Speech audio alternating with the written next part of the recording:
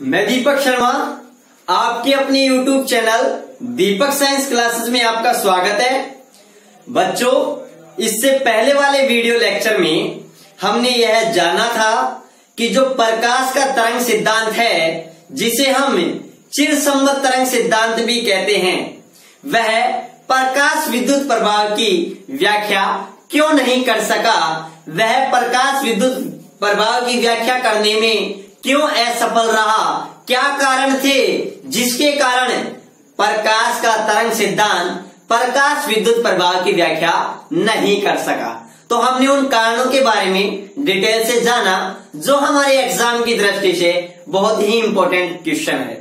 ठीक है, उसके बाद में बच्चों प्रकाश विद्युत प्रभाव की व्याख्या करने के लिए क्या आया, फोटोन कॉन्सेप्ट आया, या फिर मैं कहूं मैक्स प्लांक का क्वांटम सिद्धांत आया, जिसके अंदर हमने फोटोन के बारे में जाना कि फोटोन क्या होता है, और हमने ये भी जाना कि फोटोन के क्या गुण होते हैं। बच्चों, ये फोटोन के गुण होते हैं, ये हमारे बेसिक नॉलेज के लिए और हमारे कॉम्पिटिटिव एग्जाम के लिए बहुत ही ज्यादा इंपॉर्टेंट है।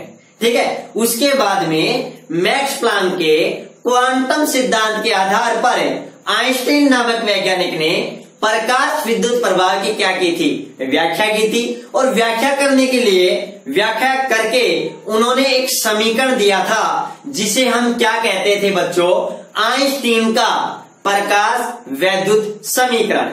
ठीक है बच्चों, तो लास्ट टाइम में हम बात कर रहे थे आइंस्टीन का प्रकाश वैद्युत समीकरण के बारे में। तो बच्चों, अगर आपने इससे पहले वाला वीडियो लेक्चर नहीं देखा है तो जरूर देखें, एग्जाम की दृष्टि से बहुत ही ज्यादा महत्वपूर्ण है। वीडियो लेक्चर 5 और 6 सबसे ज्यादा, अगर इस चैप्टर में अगर सबसे इंपॉर्टेंट है तो याद रखना बच्चों, वीडियो लेक्चर 5, 5 और 6 नंबर का जो लेक्चर है, एग्जाम की दृष्टि से बहुत ज्यादा वेरी इंपॉर्टेंट है, बहुत ही ज्यादा इंपॉर्टेंट है। हर साल एग्जाम में उनसे क्वेश्चन जरूर पूछते हैं। ठीक है ना, उन पर न्यूमेरिकल क्वेश्चन की भी बच्चों में न्यूमेरिकल क्वेश्चन की डिटेल से बात करूंगा। पहले आपके बुक के एग्जाम्पल की भी बात करूंगा, पीछे के अपनी जो पाठ्य पुस्तक है उसके पीछे के जो न्यूमेरिकल क्वेश्चन है, ऑब्जेक्टिव, थ्योरेटिकल, सभी क्वेश्चन के बारे में मैं डिटेल से बात करूंगा। ठीक है, उसके अलावा कॉम्पिटिटिव एग्जाम जैसे एयरफोर्स, नेवी, एनडीए, ठीक है ना, पीएमटी वगैरह, जेडब्ल्यू, कौन कौन से क्वेश्चन पूछे गए हैं, किस टाइप के क्वेश्चन पूछे जाते हैं, मैं आपको उनकी भी प्रैक्टिस करवाऊंगा। ठीक है बच्चों, तो ज्यादा से ज्यादा वीडियो को लाइक करें, शेयर करें और अपनी सभी मित्रों के पास शेयर करें, उनको बताएं कि हमारी क्लास रेगुलर चल रही है। और बच्चों, अगर आपको पीडीएफ नहीं प्राप्त हुई है तो मैंने अपने व्हाट्सएप नंबर दे रखे हैं, वहां से आप पीडीएफ ले सकते हो। ठीक है ना, और वैसे इससे अगले वाले यूनिट होगी, उसकी मैं पहले ही पीडीएफ अवेलेबल करवा दूंगा, उसके बाद में लेक्चर डालूंगा। ठीक है बच्चों, तो पहले मैं बात करता हूं कि अपने कल वाले टॉपिक के बारे में थोड़ी सी इंपॉर्टेंट पॉइंट है कुछ, ठीक है, उनके बारे में बात करता हूं। तो ज्यादा से ज्यादा वीडियो को लाइक करें, शेयर करें, सब्सक्राइब कर दें, इसमें बिल्कुल आप कोई भी कमी नहीं बरतें, बस आप ज्यादा से ज्यादा शेयर करें, सब्सक्राइब करें, लाइक करें, कमेंट करें। ठीक है बच्चों, चलो अब टाइम खराब नहीं करते हैं, चलते हैं। तो बच्चों, लास्ट टाइम में मैं बात कर रहा था आइंस्टीन के प्रकाश वैद्युत समीकरण के बारे में, और हमारे पास में इक्वेशन आई थी लास्ट टाइम में, इक्वेशन नंबर 8, और वो क्या आई थी, वो ये आई थी, V नोट बराबर H अपॉन E, ठीक है, new plus -5 naught upon E, ये हमारे पास में इक्वेशन नंबर 8 आई थी। अब अगर मैं इसकी कंपैरिजन अगर मैं सरल रेखा के समीकरण से करूं, अगर आपने मैथ ले रखी है तो कोई डाउट ही नहीं है। वैसे मैं आपको बताऊं, हमारे पास सरल रेखा का समीकरण होता है y बराबर mx प्लस c। यहां पर m होती है, ये ढाल होती है, ढाल। ठीक है बच्चों, और ये एक अचर या एक कांस्टेंट राशि होती है, ये x ये चर होता है जो चेंजेस हो सकता है, ये c ये भी हमारे पास कोई कांस्टेंट होता है जो फिक्स होता है। ठीक है, और ये हम वाई एक्स पर लेते हैं, तो पहले मैं इसकी बात करता हूं। ये तो वह सरल रेखा की समीकरण है जिसमें अंतःखंड क्या है, सी है, जिसकी ढाल क्या है, पॉजिटिव है। या फिर एक सरल रेखा की समीकरण हमारे पास ये भी होती है, y बराबर एम एक्स। यह सरल रेखा की समीकरण है और उस सरल रेखा की समीकरण है जो मूल बिंदु से गुजरती है। मतलब यहां पर अंतःखंड सी नहीं है, इसलिए ये सीधी मूल बिंदु से गुजरती है। तो इसकी बात आप मैथमेटिक्स में करोगे और कोई दिक्कत नहीं है। एक बार मैं आपको ग्राफिकल रिप्रेजेंट करना भी मैं आपको सिखा दूंगा, ठीक है ना। आपकी जो भी डिमांड है आप कमेंट बॉक्स में जाइए और वहां पर कमेंट कीजिए कि आपको क्या पढ़ना है, क्या चाहिए। बच्चों मैं आपके लिए पूरी तरीके से समर्पित हूं। इस कोरोना काल में मैं आपकी पढ़ाई बिल्कुल बाधित नहीं होने दूंगा, लगातार आपकी जारी रखूंगा। बस आप मेरे से लगातार जुड़े रहें, ठीक है ना। ठीक है बच्चों, देखो तो ये हमने किस अक्ष पर ले लिया, वाई अक्ष पर। ये बराबर का इक्वल का चिन्ह ऐसे कैसे आ गया, एच क्या है, कांस्टेंट है, और हमारे पास ई भी क्या है, कांस्टेंट है। तो ये हमारे पास ढाल हो गई एम। ये न्यू चेंजेबल है, आपको पता है। अगर मैं न्यू आवर्ती में परिवर्तन करूंगा तो बच्चों निरोधी विभव में भी क्या होगा, परिवर्तन होगा। ये मैंने आपको बता दी कि निरोधी विभव है वो आपतित प्रकाश की फ्रीक्वेंसी पर डिपेंड, आपतित प्रकाश की तीव्रता पर निर्भर नहीं करता है। तो ये बात क्लियर। तो यहां पर अपने पास जो न्यू है वो आवर्ती है और यहां पर क्या है वो बच्चों एक्स है, जो चेंजेस हो सकता है। एक्स में चेंज होगा तो वाई में भी क्या होगा, चेंजेस होगा। ये अपना पॉजिटिव चिन्ह ऐसे कैसे, और ये यहां पर क्या है, सी है बच्चों, जिसे अपन अंतःखंड कहते हैं। ठीक है बच्चों, जब हमने इसकी ग्राफ अपलोड की थी तो हमारे पास में ग्राफ आई थी बच्चों। यहां पर हमने y एक्सिस पर क्या लिया था, y एक्सिस पर हमने निरोधी विभव लिया था v0, और हमने x अक्ष पर आवर्ती ली थी बच्चों। और हमारे पास में जो ग्राफ आया था वो ग्राफ इस प्रकार से आया था, अगर आपने देखा हो तो, ठीक है। और ये जो ये सरल रेखा थी, ये सरल रेखा थी वो x अक्ष को जिस बिंदु पर काट रही थी बच्चों, उसको हमने क्या कहा था, देहली आवर्ती। क्या कहा था बच्चों, हमने उसे देहली आवर्ती कहा था, ठीक है। तो ये बात मैंने आपको बता दी थी। और यहाँ पर बच्चों ये जो इतना जो वर्ग है इसको हमने कार्यफलन कहा था। कार्यफलन होता है और ये कितना होता है, फाई नॉट अपॉन ई होता है बच्चों, ठीक है। ये कार्य ये एक तरीके से, और ये इसका मान कितना होता है, फाई नॉट अपॉन ई है। और बच्चों इसकी जो ढाल है ना एम, वो क्या होती है, एच अपॉन ई। यहां पर एच क्या है बच्चों, प्लांक कांस्टेंट, और ई क्या है, ई बच्चों क्या है, इलेक्ट्रॉन पर आवेश।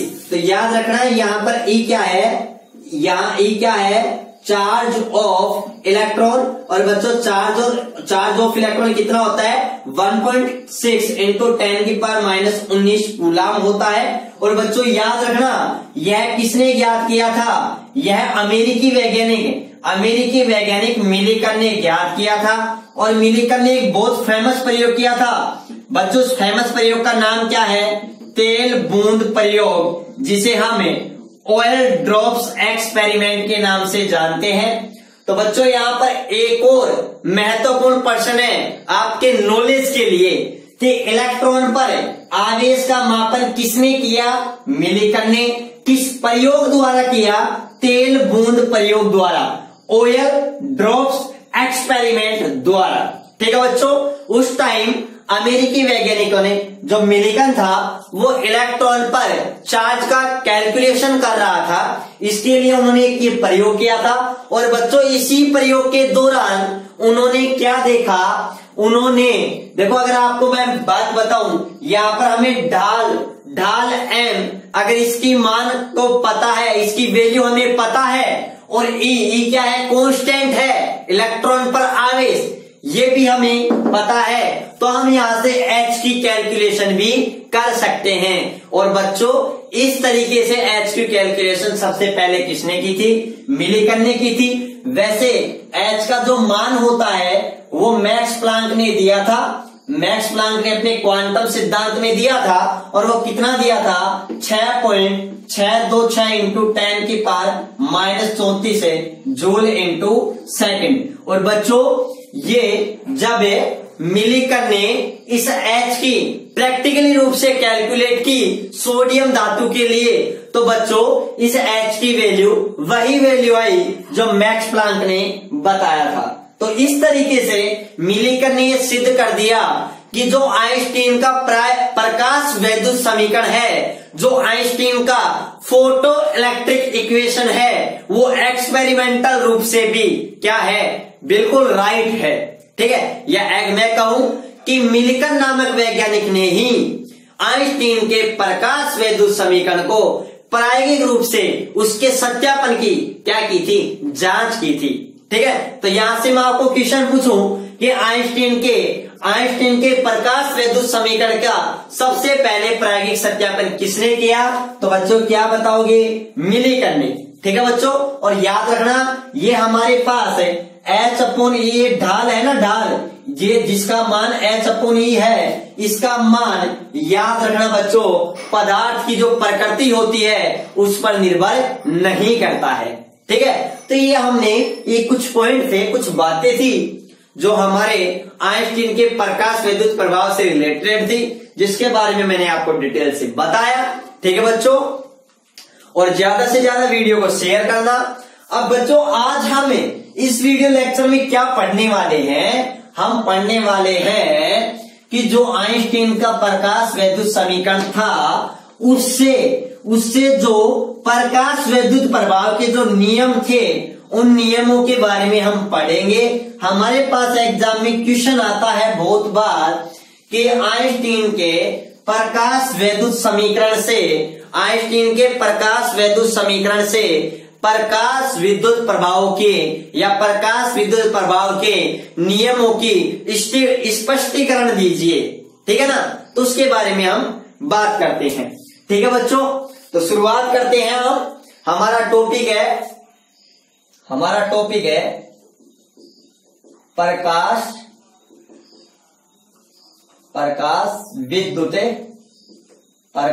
विद्युत समीकरण से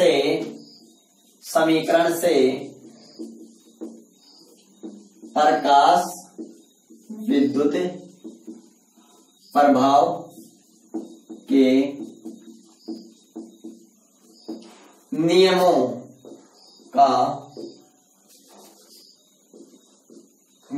का स्पष्टीकरण। ठीक है बच्चों, ये हमारे पास में टॉपिक है, एग्जाम की दृष्टि से बहुत ही महत्वपूर्ण है। इसके बाद में बच्चों हम किसके बारे में पढ़ेंगे, इसके बाद में हम पढ़ेंगे डी ब्रोगली तरंग दैर्ध्य के बारे में और प्रकाश की द्वैत प्रकृति के बारे में आज हमारे इस वीडियो लेक्चर में हम कवर करेंगे। तो चलो सबसे पहले शुरुआत करते हैं प्रकाश वैद्युत समीकरण से प्रकाश वैद्युत प्रभाव के नियमों की स्पष्टीकरण। प्रकाश वैद्युत प्रभाव के नियम क्या होते हैं बच्चों, तो मैंने आपको बताया था लेनार्ड और मिलीकन, देखो मिलीकन आ गया फिर से, लेनार्ड और मिलीकन ने प्रकाश वैद्युत प्रभाव के लिए जो एक्सपेरिमेंटल किए थे, जो एक्सपेरिमेंटल स्टडी की थी, उसके थ्रू कुछ रिजल्ट निकाले थे और बच्चों रिजल्ट को हम क्या कहते हैं, प्रकाश वैद्युत प्रभाव के नियम कहते हैं। तो चलिए सबसे पहले मैं बात करता हूं आइंस्टीन का प्रकाश वैद्युत समीकरण क्या था कि जो मैक्सिमम काइनेटिक एनर्जी होती है उसकी वैल्यू कितनी होती है, 12mv²। ठीक है, और ये किसके बराबर था बच्चों, h न्यू नॉट के, और बच्चों ये किसके बराबर था, ev नॉट के। तो देखो मैं मिलाकर के सब कुछ एक साथ लिख रहा हूं, सभी इक्वेशन का मिक्स लिख रहा हूं बच्चों। और बच्चों इसको अपन क्या कहते हैं बच्चों, इसी को अपन कहते हैं आइंस्टीन का प्रकाश वैद्युत समीकरण। बच्चों याद रखना, आपको कोई सी भी फॉर्म में प्रूव करवा सकता है एग्जाम में। चाहे तो आप ये कह दो कि सिद्ध कीजिए कि काइनेटिक एनर्जी मैक्सिमम में किसके बराबर होती है बच्चों, ईवी नॉट के। तो हम ये भी प्रूव कर देंगे और हम ये भी प्रूव कर देंगे किसके बराबर होती है, एच न्यू नॉट के। ये मैंने इससे पहले वाले वीडियो लेक्चर में आपको बता दिया है कि किसी भी फॉर्म में आपको इक्वेशन को सिद्ध करने के लिए कह सकता है। ठीक है। तो अगर हमें जिस रूप तक देगा वहां तक हम प्रूव कर देंगे, अदरवाइज इक्वेशन नंबर 3 तक मैंने आपको कहा था अगर कुछ नहीं कहता, केवल ये कहता है कि आइंस्टीन का प्रकाश विद्युत समीकरण व्युत्पन्न कीजिए, तो हम इक्वेशन नंबर 3 तक ही व्युत्पन्न करेंगे। बच्चों हमारे लिए हमारा एग्जाम 3 घंटे का होता है और उस 3 घंटे में हमने 1 साल में क्या मेहनत की है वो सभी लिखना होता है। तो बच्चों किसी भी क्वेश्चन का एग्जाम में बहुत राइट आंसर बहुत अच्छी तरीके से लिखना एक बहुत बड़ा महान कार्य होता है, ठीक है। और वो महान कार्य करने के लिए आप तैयार रहना, ठीक है। तो बिल्कुल घबराइएगा मत, तो तैयार रहना। करोगे सब? चलो, अगर करोगे वो महान कार्य तो कमेंट बॉक्स में जरूर लिखिएगा कि सर हम तैयार हैं, ठीक है। तो चलिए शुरुआत करते हैं। अब देखो बच्चों, यहां से मैं बात कर रहा हूं सबसे पहले स्पष्टीकरण की, कि जो हमने क्या पढ़ा था कि जो आपतित प्रकाश की आवृत्ति बढ़ाने पर मैंने ये कहा था कि जो उत्सर्जित फोटो इलेक्ट्रॉन होते हैं उनकी क्या बढ़ती है, गतिज ऊर्जा बढ़ती है, और आवृत्ति घटाने पर फोटो इलेक्ट्रॉन होते हैं उनकी गतिज ऊर्जा बच्चों क्या होती है, कम होती है। तो बच्चों एक बात तो क्लियर था, हमारा पहला पॉइंट क्या था कि जो फोटो इलेक्ट्रॉन उत्सर्जित प्रकाश इलेक्ट्रॉन, या फिर मैं कहूं उत्सर्जित जो फोटो इलेक्ट्रॉन है उनकी उत्सर्जित फोटो इलेक्ट्रॉन की जो काइनेटिक एनर्जी है वो किस पर निर्भर करती है बच्चों? आपतित प्रकाश की तीव्रता पर।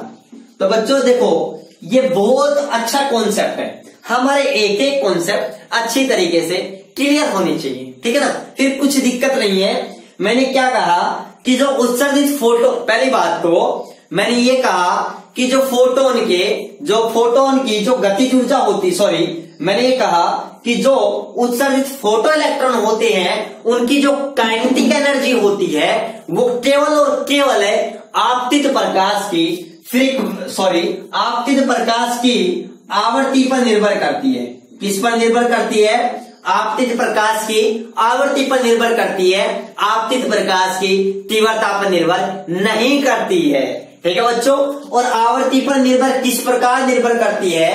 तो बच्चों याद रखना, अगर ये आवृत्ति बढ़ती है तो काइनेटिक एनर्जी भी क्या होती है? बढ़ती है। और अगर ये आवृत्ति कम होती है तो काइनेटिक एनर्जी भी क्या होती है बच्चों?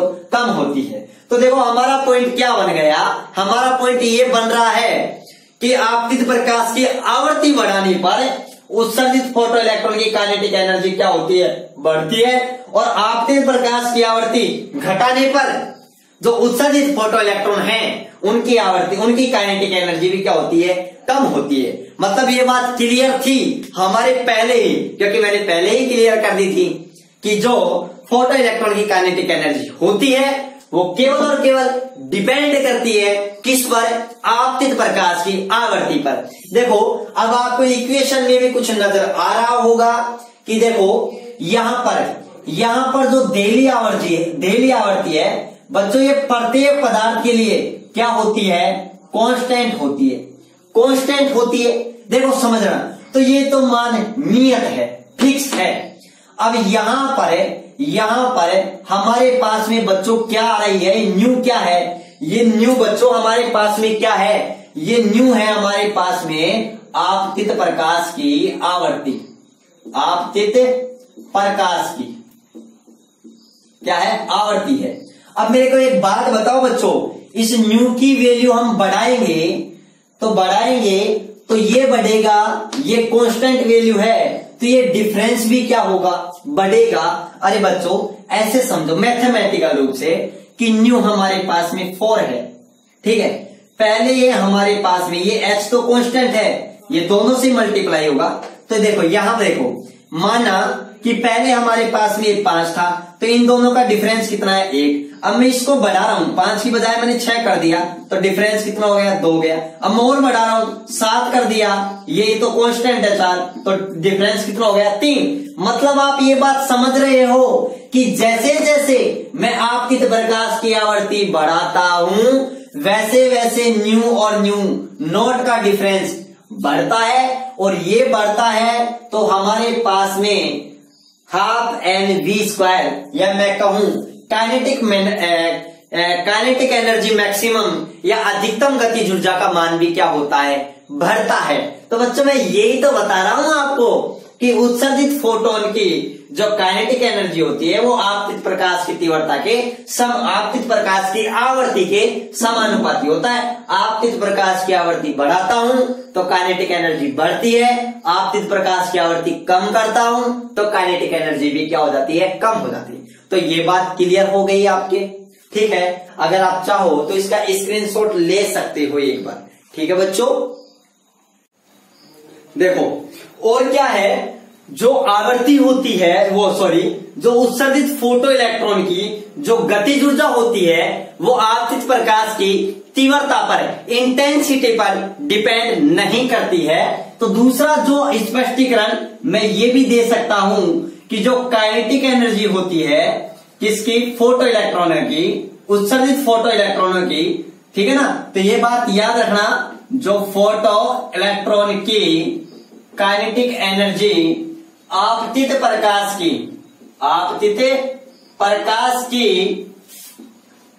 प्रकाश की तीव्रता पर निर्भर नहीं करती है, ठीक है। ये याद रखना, फोटो इलेक्ट्रॉन की काइनेटिक एनर्जी केवल और केवल किस पर डिपेंड करती है बच्चों, आपतित प्रकाश की आवर्ती पर डिपेंड करती है, ठीक है। नेक्स्ट बात करूं मैं, तो देखो अपन ये भी कह सकते हैं, जो मैंने आपको बताया था आपको वही स्टेटमेंट लिखने हैं, ठीक है। क्या लिखने हैं कि जो फोटो इलेक्ट्रॉन होते हैं उनकी जो उत्सर्जन होते हैं, या मैं कहूं प्रति सेकंड, ये फिर मैं कहूं प्रति सेकंड उत्सर्जित होने वाले फोटो इलेक्ट्रॉन, क्या कहूं, फोटो इलेक्ट्रॉन की जो संख्या होती है, संख्या आपतित प्रकाश की तीव्रता के समानुपाती होती है। क्या होती है, समानुपाती होती है। तो बच्चों मैंने आपको ये बताया था कि जो आपतित प्रकाश की इंटेंसिटी बढ़ाने पर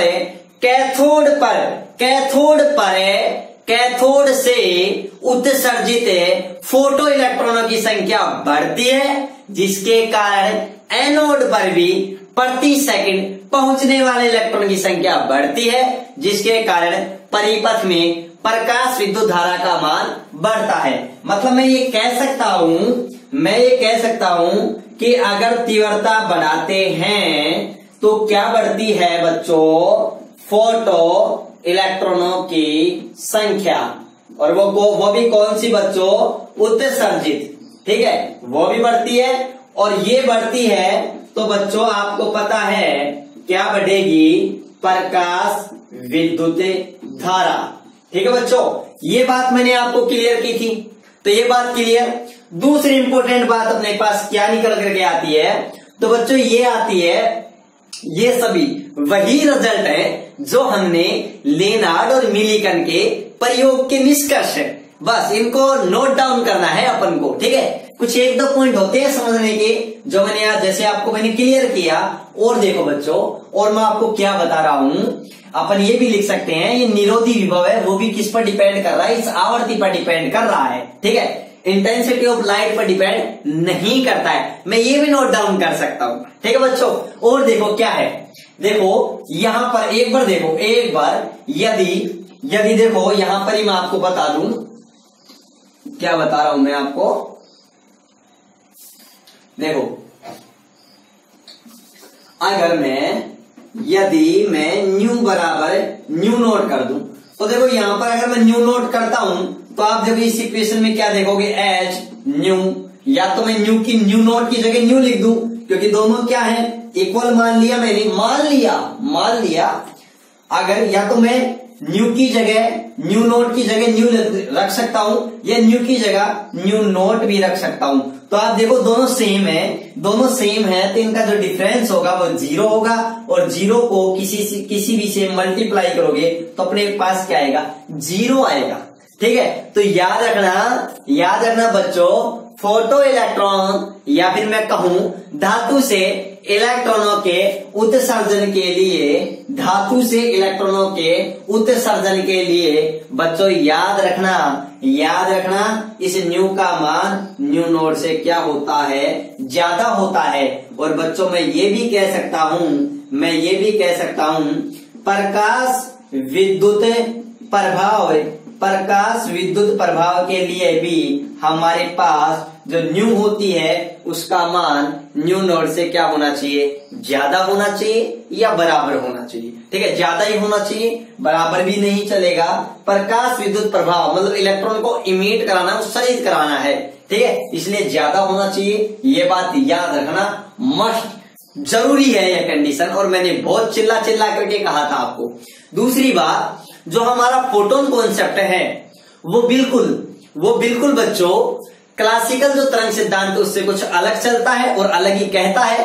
ठीक है, और वो क्या कह रहा था कि जो एक फोटोन होता है उसके अंदर ये माना गया कि बच्चों जो हमारा फोटोन सिद्धांत है या फिर मैं कहूं मैक्स प्लैंक का क्वांटम सिद्धांत है, वह जब प्रकाश विद्युत प्रभाव की व्याख्या किया या कर रहा था उस टाइम में क्या माना बच्चों, तरंग सिद्धांत ने तो क्या कहा था कि एक फोटोन है वो अपनी ऊर्जा उस संपूर्ण प्रकाशित क्षेत्र में वितरित कर देगा, तो एक इलेक्ट्रॉन को उस फोटोन की कुछ ऊर्जा ही मिल पाएगी।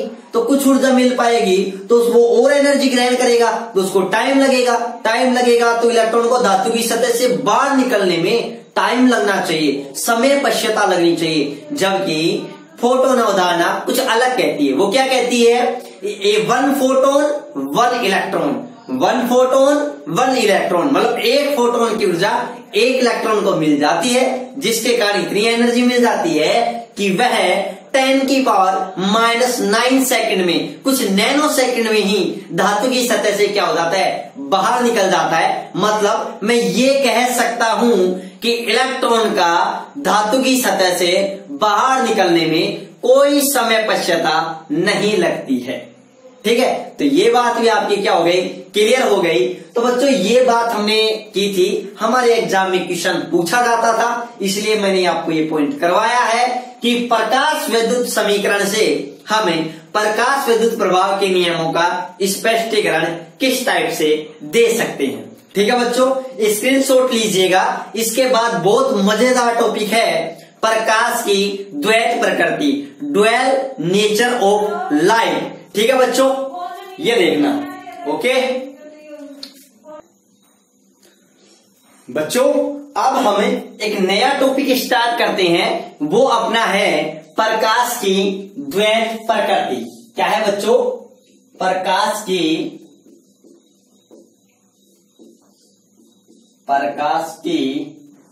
द्वैत प्रकृति, या फिर मैं कहूं, या फिर मैं क्या कह सकता हूं, मैं ये कह सकता हूं ड्यूअल नेचर ऑफ लाइट। क्या कह सकता हूं बच्चों मैं, ड्यूअल नेचर ऑफ लाइट।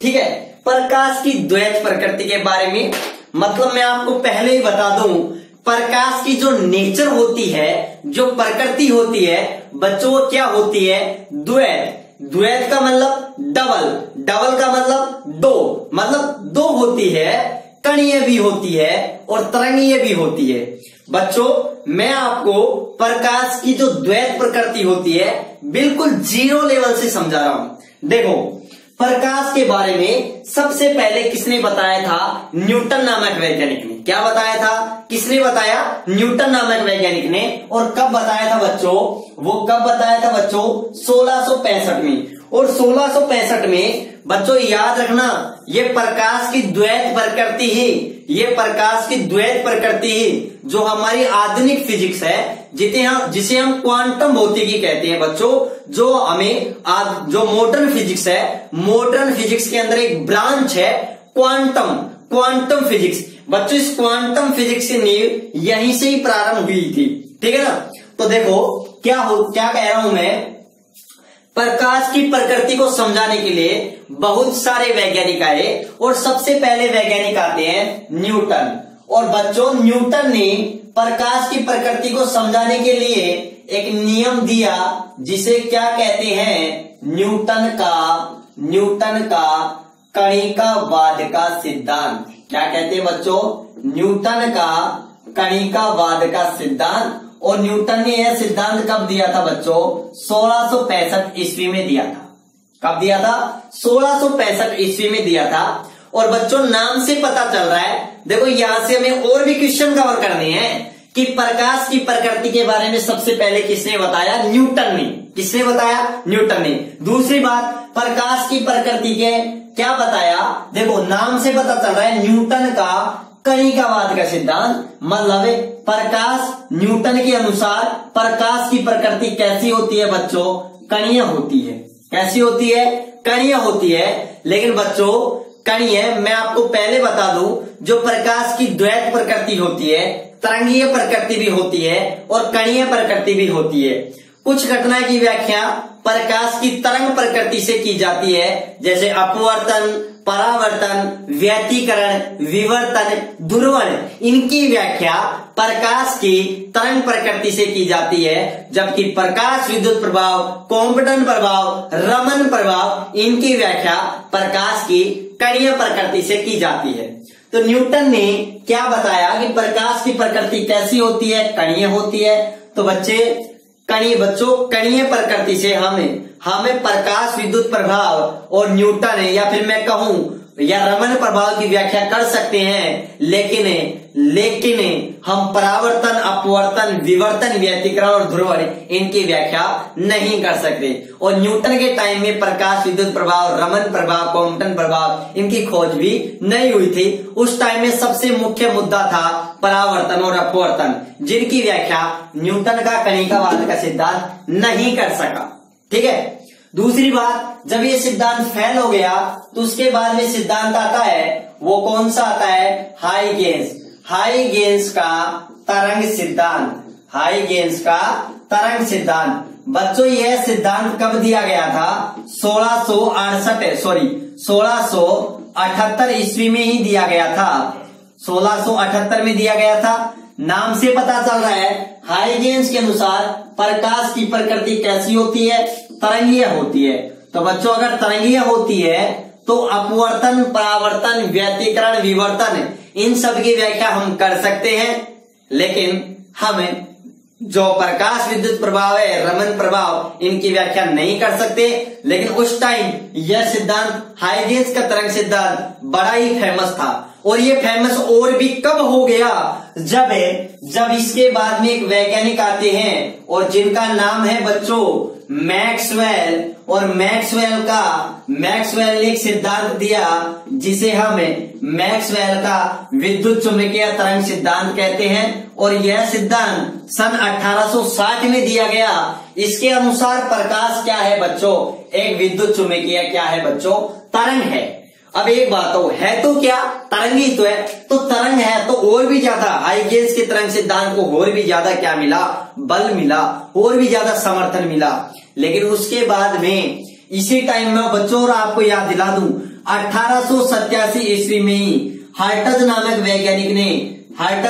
वैज्ञानिक ने प्रायोगिक रूप से वैद्युत चुंबकीय तरंगों की उत्पत्ति और उनके संशोधन की व्याख्या कर दी थी। और बच्चों हर्ट्ज ने ही प्रकाश विद्युत प्रभाव की खोज की थी। लेकिन इसके व्याख्या करने का श्रेय किसे दिया जाता है, व्याख्या किसने की थी, आइंस्टीन ने की थी। खोज किसने की थी, हर्ट्ज ने की थी। यह बात याद रखना। लेकिन काफी बुकों में कंपटीशन की में पढ़ोगे, जब हर्ट्ज ऑप्शन में नहीं होता है तो इसकी खोज का श्रेय भी आइंस्टीन को ही दे दिया जाता है। ठीक है ना। उसके बाद में 4 नंबर, तो याद रखना मैक्सवेल के अनुसार प्रकाश क्या है, एक विद्युत चुंबकीय तरंग है। और बच्चों ये बिल्कुल सही है, वास्तव में प्रकाश क्या है, एक विद्युत चुंबकीय तरंग है। ये बात बच्चों मैं हमारे YouTube चैनल पर ही मैंने ऑप्टिक्स के कुछ 3 लेक्चर अपलोड कर रखे हैं जो नेवी, एयरफोर्स, एनडीए वगैरह की तैयारी करने वाले के लिए बच्चों के लिए। उसमें आप देखना, मैंने 0 से लाइव पढ़ा रखी है, बहुत अच्छे से कवर कर रखा है। और वहां मैंने ड्यूअल नेचर के बारे में और भी जबरदस्त तरीके से एक्सप्लेनेशन कर रखा हो, क्योंकि वो चैप्टर इससे पहले आता है, 10वां 12वां चैप्टर होता है अपना, ठीक है। लेकिन कोई नहीं, फिर भी मैं आपको यहाँ कवर करा हूं मेन पॉइंट, ठीक है। और आप वहां पर भी देख सकते हो, ठीक है। और देखो, मैक्सवेल के अनुसार प्रकाश कैसे विद्युत चुम्बकीय तरंग है, और वास्तव में बच्चों प्रकाश एक विद्युत चुम्बकीय तरंग होती है, ठीक है। अब देखो, उसके बाद में वैज्ञानिक आते हैं जिनका नाम है मैक्स प्लांक। क्या है बच्चों? Max Planck. और बच्चों मैक्स प्लांक का कौन सा सिद्धांत आता है हमारे पास में? क्वांटम सिद्धांत। और बच्चों मैक्स प्लांक का क्वांटम सिद्धांत कब आता है? ये आता है सन 1899 में, या फिर मैं कहूं सन 1900 में। क्यों? 12 दिसंबर 1899, लगभग सन 1900 ही इन्होंने बताया कि किसी भी जो मैं कहूं ब्लैक बॉडी होती है या कोई भी पिंड होता है, उससे विकिरण का उत्सर्जन या अवशोषण ऊर्जा के विविक्त रूप में, या फिर मैं कहूं ऊर्जा के छोटे छोटे बंडलों के रूप में, या फिर मैं कहूं ऊर्जा के छोटे छोटे बंडल या पैकेटों के रूप में होता है, जिनको बच्चों मैक्सवेल ने क्या नाम दिया था? क्वांटा। और बच्चों उन्हीं क्वांटा को क्या नाम दिया गया था बाद में आइंस्टीन द्वारा?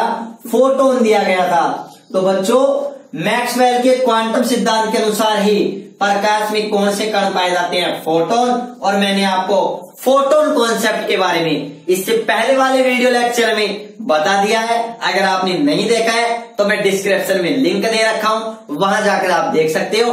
बच्चों मैं आपके लिए ही बहुत जबरदस्त तरीके से मेहनत कर रहा हूं। ज्यादा से ज्यादा अपने और भी मित्रों को शेयर कीजिए, जिससे उनको भी क्या लाभ पहुंचे इनका, ठीक है। अब देखो, ये बात हो गई। अब मैं एक बार शॉर्टकट वे में आपको बताऊं कि जो प्रकाश होती है, जो प्रकाश की द्वैत प्रकृति होती है, द्वैत का मतलब क्या होता है बच्चों? डबल। मतलब प्रकाश की कैसी प्रकृति होती है? तरंगीय भी होती है। और प्रकाश की बच्चों कैसी होती है? कणीय प्रकृति। बच्चों तरंग के रूप में प्रकाश में क्या रहता है? विद्युत चुम्बकीय तरंग होती है। और बच्चों कण के रूप में प्रकाश के अंदर क्या होता है? फोटोन होता है। ये बात आप अच्छी तरीके से याद रखना, ठीक है ना। प्रकाश की तरंग प्रकृति से हमें परावर्तन हुआ, अपवर्तन हुआ, या फिर मैं कहूं विवर्तन हुआ, या फिर मैं कहूं व्यतिकरण और ध्रुवण, इन सभी घटना की व्याख्या हम तभी कर सकते हैं जब प्रकाश को हम क्या माने? तरंग माने, ठीक है बच्चों, याद रखना। और प्रकाश की कणीय प्रकृति की व्याख्या हम किनसे कर सकते हैं? किन घटना से? प्रकाश विद्युत प्रभाव, कॉम्पटन प्रभाव,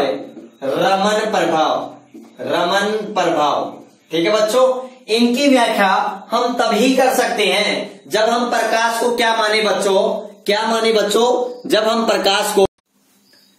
जब प्रकाश को कण माने, तब हम प्रकाश विद्युत प्रभाव, कॉम्पटन प्रभाव और रमन प्रभाव की व्याख्या कर सकते हैं। अब देखो, कुछ घटना की व्याख्या हम तरंग प्रकृति से कर सकते हैं, कुछ घटना की व्याख्या हम कणीय प्रकृति से कर सकते हैं। प्रकाश की जो तरंग प्रकृति होती है वो विद्युत चुम्बकीय तरंग होती है, कणीय प्रकृति होती है बच्चों वो फोटोन होती है। देखो बच्चों, ये सभी सिद्धांत कणीय है वो इनकी व्याख्या करता है, तरंग है वो इनकी व्याख्या करता है, विद्युत चुम्बकीय तरंग है तो तरंग इनकी व्याख्या करता है, इनकी व्याख्या नहीं करता। हर्ट्ज फोटोन कणीय प्रकृति इनकी व्याख्या करता है, इनकी नहीं करता है। इसलिए एक वैज्ञानिक आए फ्रांस के, जिनका नाम था बच्चों डी ब्रोगली। क्या नाम था? De Broglie. इन्होंने कहा कि बच्चों कि प्रकाश की जो प्रकृति होती है वो कैसी होती है? द्वैत। अरे द्वैत मतलब है डबल मतलब दोनों, ये कणीय भी होती है और तरंगीय भी होती है। कण के रूप में फोटोन होता है प्रकाश में, और तरंग के रूप में विद्युत चुम्बकीय तरंग होती है, ठीक है। उसी प्रकार से लेकिन बच्चों याद रखना बच्चों, जो प्रकाश होता है वो एक टाइम में एक टाइम में एक ही प्रकृति को शो करता है, मतलब प्रदर्शित करता है। या तो वो तरंगीय प्रकृति को प्रदर्शित करेगा या वो कणीय प्रकृति को प्रदर्शित करेगा। अब आप कहोगे सर कब करेगा, तो बच्चों वो सिचुएशन डिपेंड करती है।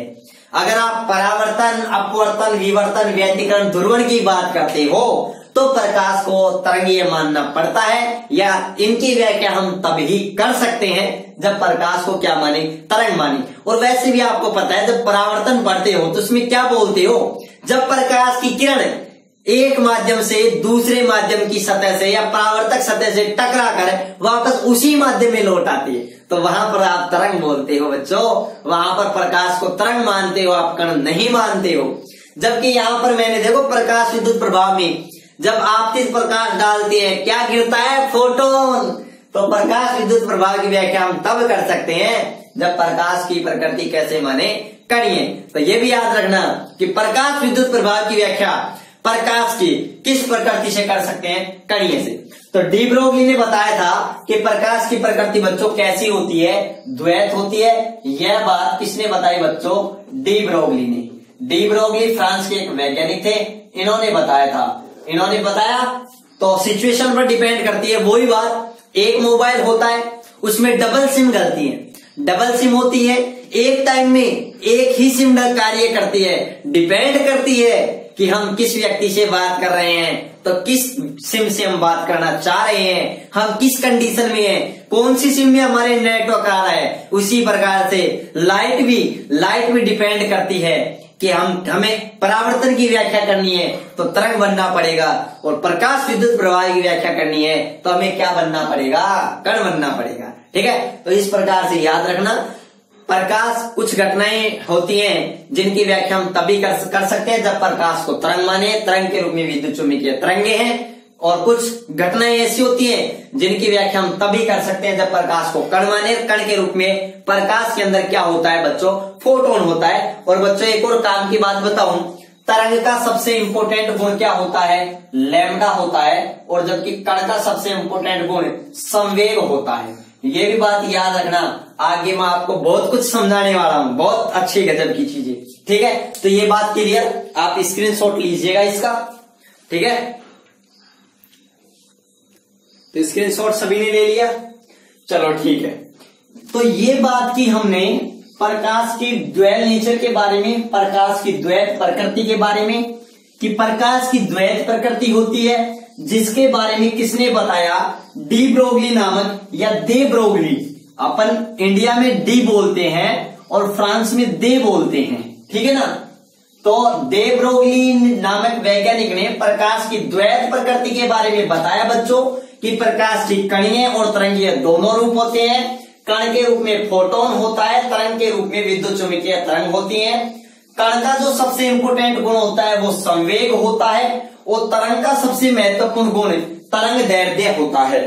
ठीक है, और याद रखना इस द्वैत प्रकृति का बच्चों लास्ट में अपन पढ़ेंगे। प्रकाश की द्वैत प्रकृति का प्रायोगिक सत्यापन डेविसन और जर्मर दो वैज्ञानिक थे, उन्होंने प्रैक्टिकल रूप से सिद्ध किया था कि वास्तव में प्रकाश की या द्रव्य की क्या होती है, द्वैत प्रकृति होती है। ठीक है, अब देखो अपना नेक्स्ट टॉपिक है, और वो नेक्स्ट टॉपिक बच्चों क्या है, वो टॉपिक है दे, या मैं कहूं डी, दे ब्रोगली परिकल्पना। परिकल्पना मतलब मैं कहूं डी ब्रोगली या दे ब्रोगली की कुछ परिकल्पनाएं थी, उन्होंने कुछ और भी सोचा था इसके अलावा। या फिर मैं इसी टॉपिक को ये भी कह सकता हूं द्रव्य तरंगे, द्रव्य तरंगे परिकल्पना, द्रव्य तरंगे परिकल्पना। ठीक है बच्चों, देखो अब क्या बताया डी ब्रोगली ने, क्या बताया कि जिस प्रकार से प्रकाश की द्वैत प्रकृति होती है उसी प्रकार से द्रव्य देखो बच्चों इधर देखना, द्रव्य मैं आपको बहुत बार बता चुका, एक तो होता है द्रव्य, एक होता है द्रव। बच्चों इस द्रव्य का मतलब होता है मैटर, मतलब मैं कहूं पदार्थ। ठीक है, ये द्रव है, इस पदार्थ की क्या है बच्चों, एक अवस्था है। क्या है, अवस्था। तो ये बात याद रखना, ये हमारे बेसिक नॉलेज है, बेसिक वो हमारे छोटे छोटे क्लियर होने चाहिए। तो फ्रांस के वैज्ञानिक ने डी ब्रोगली ने सन 1924 में ये बात बताई कि जिस प्रकार से प्रकाश की द्वैत प्रकृति होती है उसी प्रकार से द्रव्य कणों की भी बच्चों याद रखना, इन द्रव्य कणों की भी क्या होनी चाहिए, द्वैत प्रकृति होनी चाहिए। अब द्रव्य कण की बात कर रहा हूं तो द्रव्य कण तो उनका खुद का रूप हो ही गया।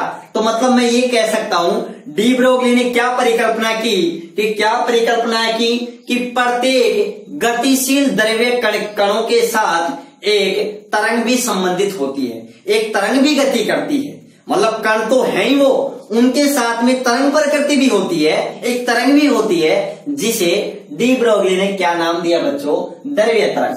तो मैं आपको क्या बता सकता हूं, मैं आपको ये बात बता सकता हूं कि इस परिकल्पना के अनुसार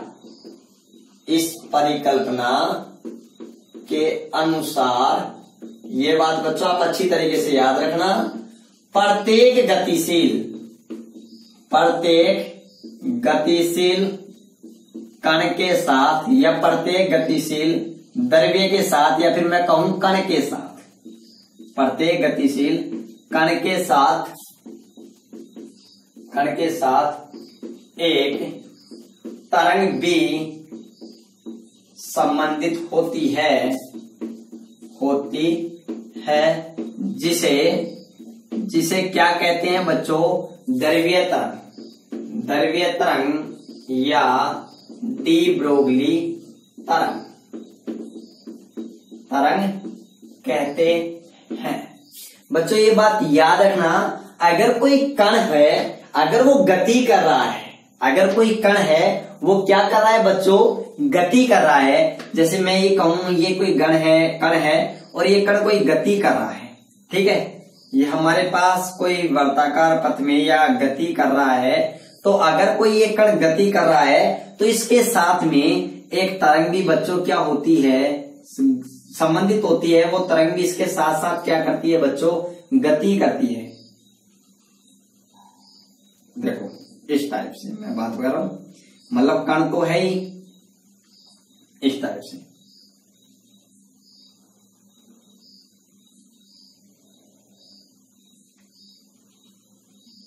देखो तो मतलब कण के साथ में ये कण है। जैसे मैं देखो बात करूं या फिर मैं कहूं ये इलेक्ट्रॉन है, इलेक्ट्रॉन भी एक कण होता है। अगर एक इलेक्ट्रॉन इस वर्ताकार पथ में गति कर रहा है तो एक कण तो स्वयं है, इसके साथ में एक तरंग भी होती है। और बच्चों इसी तरंग को डी ब्रोगली ने क्या नाम दिया, द्रव्य तरंग या डी ब्रोगली तरंग नाम दिया। ठीक है, डी ब्रोगली ने क्या बताया, जिस प्रकार से हमारे पास प्रकाश की द्वैत प्रकृति होती है उसी प्रकार से द्रव्य की भी क्या होती है, द्वैत प्रकृति होती है। और साथ में ये भी कहा, उन्होंने ये भी कहा कि प्रकृति की ये मूलभूत नियम प्रकाश या विकिरण पर, प्रकाश विकिरण या फिर मैं कहूं द्रव्य पर, प्रकाश विकिरण या मैं कहूं इस द्रव्य पर समान रूप से क्या होनी चाहिए, लागू होनी चाहिए। इसलिए डी ब्रोगली ने कहा कि जो द्रव्य तरंग की जो तरंग दैर्ध्य है, द्रव्य तरंग की जो तरंग दैर्ध्य है वह तरंग दैर्ध्य लैम्डा बराबर क्या होना चाहिए, h/p।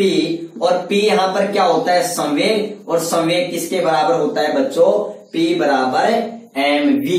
तो देखो क्या कहा, दोबारा से अच्छे से समझना। डी ब्रोगली ने कहा जिस प्रकार से प्रकाश की द्वैत प्रकृति होती है उसी प्रकार से द्रव्य की भी क्या होनी चाहिए, द्वैत प्रकृति।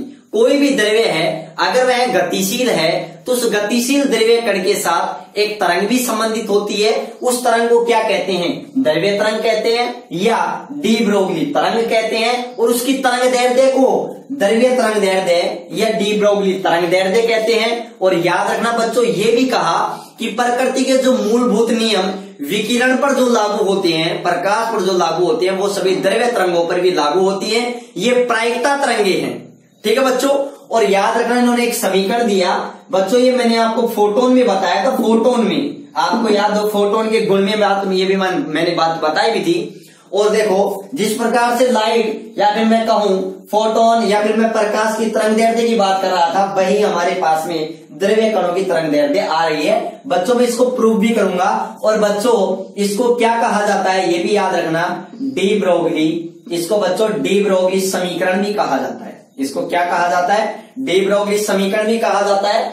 यहां पर H होता है बच्चों, वो H हमारे पास क्या होता है? प्लांक नियतांक होता है। प्लांक नियतांक होता है। P क्या होता है बच्चों? संवेग होता है। संवेग होता है। लैम्डा क्या होती है? जिसे हम द्रव्य तरंग दैर्ध्य कहते हैं। क्या कहते हैं? द्रव्य तरंग दैर्ध्य या डी ब्रोगली तरंग दैर्ध्य। बच्चों M क्या होता है? कण का द्रव्यमान। कण का द्रव्यमान होता है, गतिशील द्रव्य कण का द्रव्यमान। V क्या होता है बच्चों? कण का वेग होता है। क्या होता है? वेग होता है। ये बात भी अपन आप अच्छी तरीके से याद रखना। अब देखो एक मजेदार बात हमारे सामने आ रही है और ये बातें मैंने आपको क्लियर कर दी थी बच्चों। अब मैं देखो मैंने इससे पहले जस्ट आपको बताया था कि कण का सबसे इंपोर्टेंट गुण होता है संवेग और तरंग का सबसे महत्वपूर्ण गुण होता है तरंग दैर्ध्य, वेवलेंथ। तो देखो बच्चों आप देख रहे हो डी ब्रोगली समीकरण में हमारे पास में लेफ्ट साइड में लैम्डा है, तरंग दैर्ध्य है, जो किसी तरंग का सबसे महत्वपूर्ण गुण है। जबकि राइट हैंड साइड में हमारे पास में क्या है बच्चों? क्या है? ये हमारे पास है संवेग P, जो हमारे पास में कण का गुण है। तो आप देख रहे हो तरंग और कण, तरंगीय प्रकृति कणीय प्रकृति एक दूसरे से क्या है? संबंधित हैं। दोनों तरंग और कण एक दूसरे से क्या है बच्चों? संबंधित हैं। और डी ब्रोगली ने तो यही बात बताई थी कि प्रकाश होता है उससे कण और तरंग दोनों चीजें क्या होती हैं? सम्मिलित होती हैं। ठीक है बच्चों, तो मैं यहां पर आपसे मैं ये भी लिख सकता हूं, ये H क्या है बच्चों? कांस्टेंट है। अगर मैं इस कांस्टेंट को हटाता हूं तो मेरे पास में यह निकल करके आता है लैम्डा व्युत्क्रमानुपाती P। मतलब अगर मैं कहूं संवेग का मान बढ़ाएंगे तो लैम्डा का मान घटेगा और अगर संवेग का मान कम करेंगे तो लैम्डा का मान बढ़ेगा। आप ये बात अच्छी तरीके से, मतलब जो डी ब्रोगली तरंग दैर्ध्य होती है वो संवेग की क्या होती है? व्युत्क्रमानुपाती। या फिर मैं ऐसे भी कह सकता हूं कि बच्चों ये तरंग होती है, तरंग दैर्ध्य, ये किसका गुण है बच्चों? तरंग का। और बच्चों हमारे पास में जो संवेग होता है, ये संवेग किसका गुण होता है बच्चों? कण का गुण होता है। तो मैं ये भी कह सकता हूं जब कणीय प्रकृति बढ़ेगी तो तरंगीय प्रकृति का मान कम हो जाएगा। और जब या फिर मैं सिर्फ कह सकता हूं कि जब तरंग प्रकृति का मान बढ़ेगा तो हमारे पास कणीय प्रकृति का मान कम हो जाएगा। मतलब कणीय प्रकृति बढ़ेगी तो तरंग प्रकृति कम हो जाएगी, कणीय प्रकृति घटेगी तो तरंग प्रकृति बढ़ जाएगी। या फिर मैं ये भी कह सकता हूं जब कणीय प्रकृति 100% हो जाएगी, पूरी की पूरी कणीय नेचर शो करेगी तो तरंग प्रकृति 0 हो जाएगी। या फिर मैं कहूं जब तरंग प्रकृति 100% हो जाएगी तो कणीय प्रकृति 0 हो जाएगी। मतलब हालांकि लाइट में दोनों प्रकृति एक साथ उपस्थित होती हैं, लेकिन वो डिपेंड करता है वन टाइम वन नेचर क्या करता है? शो करता है। ये बात क्लियर बच्चों? तो याद रखना द्रव्य तरंगों की तरंग दैर्ध्य संवेग के व्युत्क्रमानुपाती होता है। और बच्चों संवेग क्या होता है हमारे पास में? P बराबर mv। अभी मैं और डिटेल से बात करूंगा, आगे इसको व्युत्पन्न करूंगा आने वाले वीडियो लेक्चर में। ठीक है, अब देखो और इंपॉर्टेंट बात बच्चों, ये जो गतिशील द्रव्य कण जो द्रव्य कण होती हैं, इनसे जो संबंधित द्रव्य तरंगों की जो तरंग दैर्ध्य होती है बच्चों, जो सामान्य दैनिक जीवन में जो हमारे पास गतिशील द्रव्य कण होते हैं उनकी तरंग दैर्ध्य को हम प्रेक्षित नहीं कर सकते, उनको नहीं माप सकते। इसलिए बच्चों याद रखना जो हमारे पास में स्थूल पिंड होते हैं, जो बड़े आकार के पिंड होते हैं, उनकी द्रव्य कणों को हम नहीं माप सकते, उन पर यह सिद्धांत लागू नहीं होता है। जबकि क्यों लागू नहीं होता है? क्योंकि जैसे देखो एक एग्जाम्पल के माध्यम से मैं बताऊं, हमारे दैनिक जीवन में कोई भी पत्थर या कोई भी द्रव्य कण होता है, जैसे मान लो मैंने एक 10 ग्राम का कण लिया, ठीक है, और मान लिया इसका वेग कितना है? 2 मीटर प्रति सेकंड है। ठीक है, तो देखो हमारे पास लैम्डा बराबर क्या होता है? H/P, और P की वैल्यू हमारे पास क्या आती है बच्चों? mv। तो इसकी मैं लैम्डा ही कैलकुलेट करूं तो H का मान तो 6.62 × 10⁻³ जूल इंटू सेकेंड। और यहाँ पर m की वैल्यू कितनी होगी 10 ग्राम। इसको किलोग्राम में चेंज करूंगा तो बच्चों ग्राम है, इसको किलोग्राम में चेंज करूंगा तो मैं इसका 1000 का भाग दे दूंगा, 1 से कैंसिल 10 100 हो गए, 100 का मतलब 10 की पावर 2 और ये 10 की पावर 2 जब ऊपर आ जाएंगे तो 10 की पावर -2 ये किलोग्राम।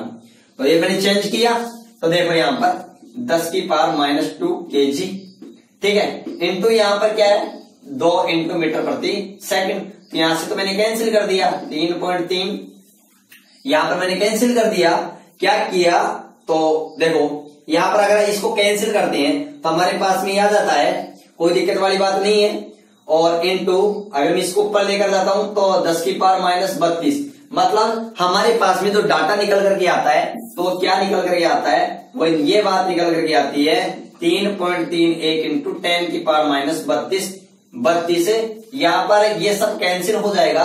और बच्चों हमारे पास में क्या बचेगा, ये लैम्डा किस में आएगी, मीटर में आएगी हमारे पास में। तो बच्चों देखो दैनिक जीवन में जो कण होते हैं उनकी लैम्डा देखो कितनी छोटी है, कितनी छोटी है 10 की पावर -32 मीटर, इतनी छोटी है कि हमारे पास में ऐसे कोई उपकरण नहीं है जिनको हम माप सकें, ठीक है ना, इसलिए इनकी तरंग दैर्ध्य को ज्ञात नहीं कर सकते। तो याद रखना स्थूल कणों पर या फिर दैनिक जीवन के जो कण होते हैं स्थूल कणों की तरंग दैर्ध्य ज्ञात नहीं की जा सकती। तो किनकी ज्ञात की जा सकती है, जो इलेक्ट्रॉन हुआ, प्रोटॉन हुआ, न्यूट्रॉन हुआ या फिर मैं कहूं ड्यूट्रॉन हुआ, क्या हुआ ड्यूट्रॉन हुआ, इन सब की वेवलेंथ हम ज्ञात कर सकते हैं। क्यों ज्ञात कर सकते हैं, क्योंकि इनकी जो लैम्डा होती है ना वो लैम्डा एंगस्ट्रॉम कोटि की होती है। किस कोटि की होती है, एंगस्ट्रॉम कोटि की होती है। इसलिए एंगस्ट्रॉम कोटि मतलब 10 की पावर -10 मीटर की होती है, जिसको हम आसानी से माप सकते हैं। तो बच्चों ये बात क्लियर। अब देखो ज्यादा आने वाले वीडियो लेक्चर में हम इसको व्युत्पन्न करेंगे, डिराइव करेंगे। तो बच्चों ज्यादा से ज्यादा वीडियो को शेयर कीजिए, लाइक कीजिए, सब्सक्राइब कीजिए, ठीक है, और बेल आइकन को दबाना बिल्कुल ना भूलें, ठीक है बच्चों। और मिलते हैं नेक्स्ट वीडियो में, ठीक है, ओके।